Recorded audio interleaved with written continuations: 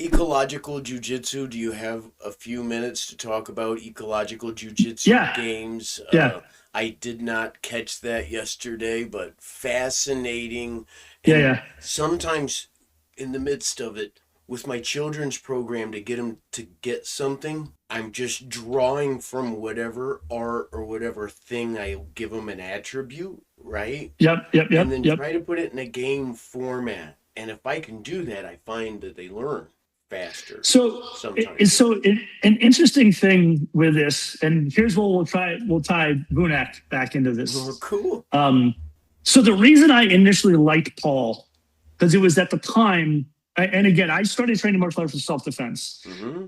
Later on in my life, I truly now believe self-defense is being a kick-ass 70-year-old. And what I mean by a kick-ass 70-year-old is if you fall, you can get up off the ground.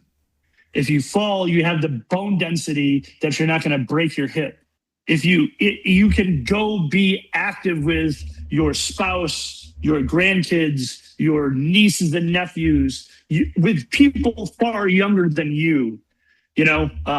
Like that to me is self-defense. My man. When I was young, it was about kicking ass, right? For sure. But Yeah. then, like if you're not going out and doing dumb shit, your self-defense skills, they don't really come into play very often, right? Or self-defense is training martial arts so that you have a community of people around you that give a shit about you. Oh, right. Yes, sir. That's self-defense, because that community is part of your mental, emotional health, right? And so, but anyways, back to Vunak. So Vunak, when I first saw Paul, I went, oh, that's interesting. And the idea to put boxing gloves on and have someone try to jab you and slip and do the things that he was doing at the time. And then, with the stick or the knife or the blade, Paul's big thing is defang the snake, and keep at long range, right? It's funny, watching people today respond in comments to Paul's videos are really funny to me, because oftentimes they get taken out of context. Always.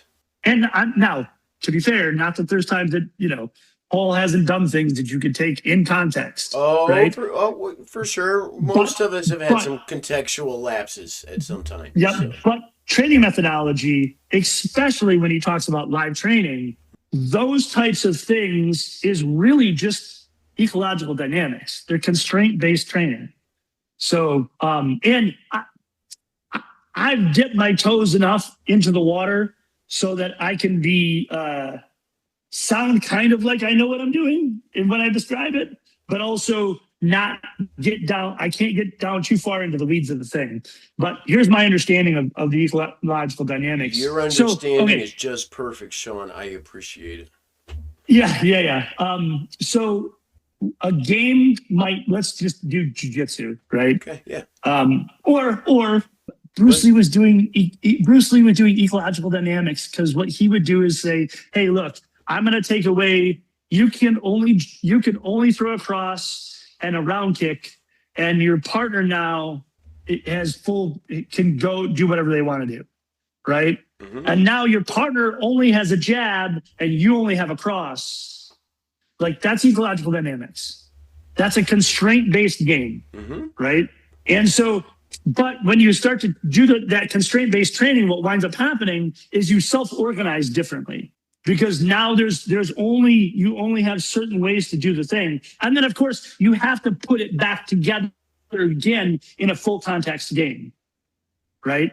So, you're not going to have someone spar with just a cross for 500 hours, never actually spar full contact in full context, and then say, go win, the WBO championship. Like, that would be asinine, right? But he's going to get better at delivering that cross at range, distance, in real time. Yep, 100%.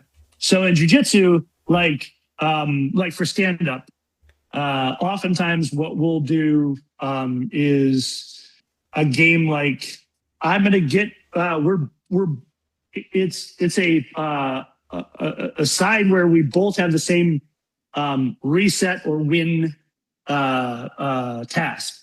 So I'm going to try and get an underhook. I'm going to try and get what is basically called T position. I'm going to try and get an underhook. I'm going to try and get to the far wrist and have my head in close. And I'm going to hold that position for 3 seconds. Then I'm going to count it 1, 2, 3. Now, if I get the underhook and I don't get the wrist and you snake your arm out, there's no reset. Mm-hmm. Right? And so that's a continuous game. But it also goes to a point where what you want to try and drive people to do is you want to try and drive people, especially in the beginning, towards the highest percentage things, right? Mm-hmm. So like when you go back to progressive fighting systems, Paul took progressive fighting systems because he knew that headbutts, knees, and elbows were tools that you don't have to train a ton. Yeah. Right? And that you can basically teach anybody how to headbutt, knee, and elbow. You can teach anybody how to knee and elbow and make them far more potent with a knee or an elbow with far less damage to their own body than if I was to teach you kickboxing. Mm-hmm. Right? So, we're trying to drive to lowest common denominators that don't lose the efficiency and the effectiveness. Okay. Right? Yeah. So again, back to that underhook position, judo, wrestling, jiu-jitsu, MMA, any grappling art, you see that position in Muay Thai. Anytime that you're allowed to clinch, essentially, that comes together. You see that position in all combat sports. I'm going to loosely call it some type of frame. Is that? Yep, 100%. Okay. Yeah. But now, the next game might be, I'm going to try and get chest to chest, double unders, body lock, right? If I can get to the body lock and hold it for 3 seconds, 1, 2, 3, or 5 seconds, or 10 seconds, or a million seconds, it doesn't matter, right? Because the counting is also, for me, because sometimes what will happen when people are starting to learn to do stuff is they go in and they try and get that tie-out position, and the other person lets that happen almost. They kind of give up, right? Because what we're trying to do is we're trying to progressively teach live resistance so that you can train it and drill it safely, but you don't lose the effectiveness of it. Yeah.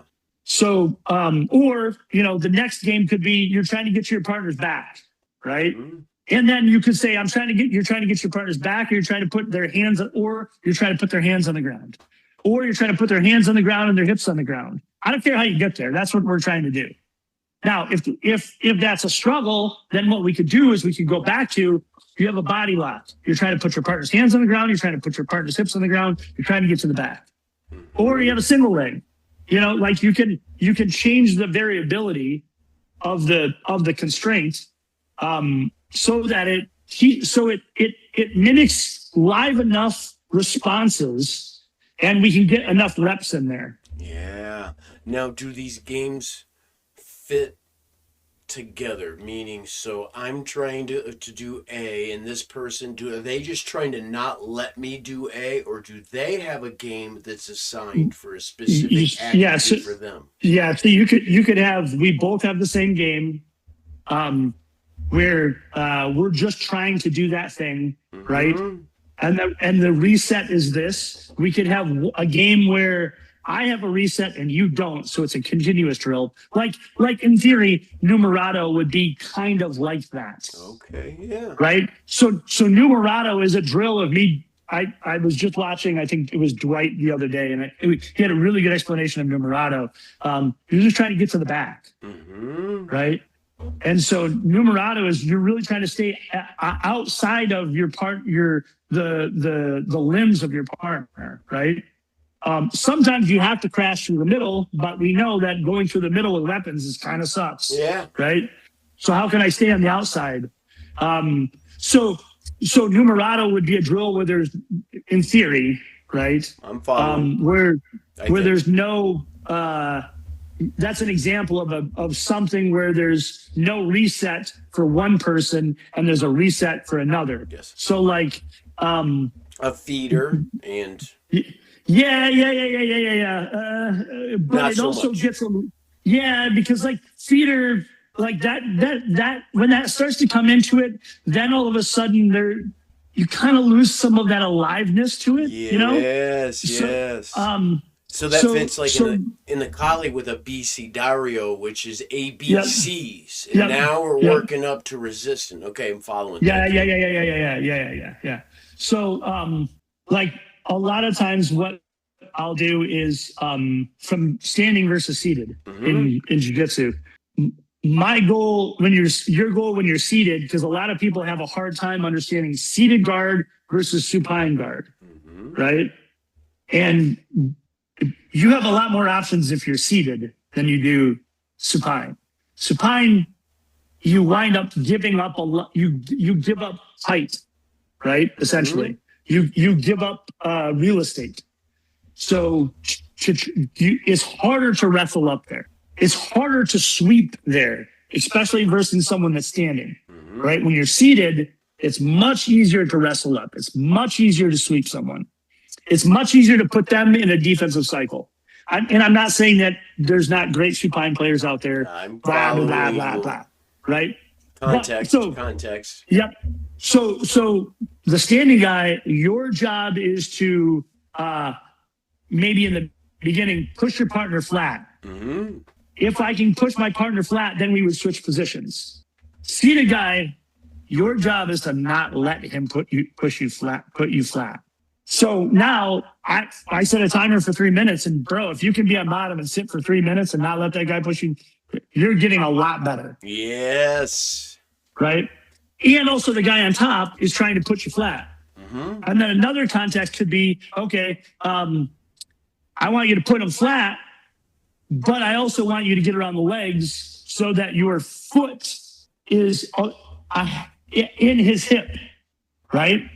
So now we have two things that you need to do. You need to get your partner flat, and then you need to get and then inevitably you have to throw in there, you can get to the back because gamification will happen eventually. And, but those are contexts of drills that you would do, or games that you would play with tasks, Mm-hmm. that mimic what you learn or mimic what happens to you in a live role. Yeah.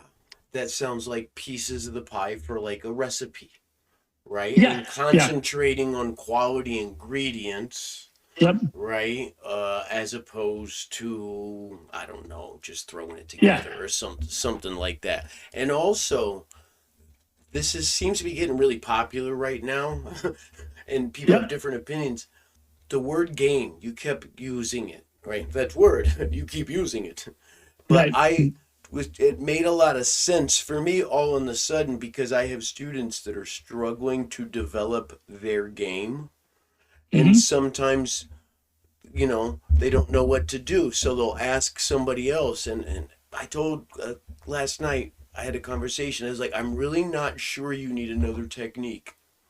Right. I don't know, and it's hard to tell somebody who loves martial arts and all that I don't know. For me, I hit a point where I definitely did not need another technique. I needed to glue it together and find something, right, or fix the Yeah. holes or Yeah. whatever it was, right? Yeah.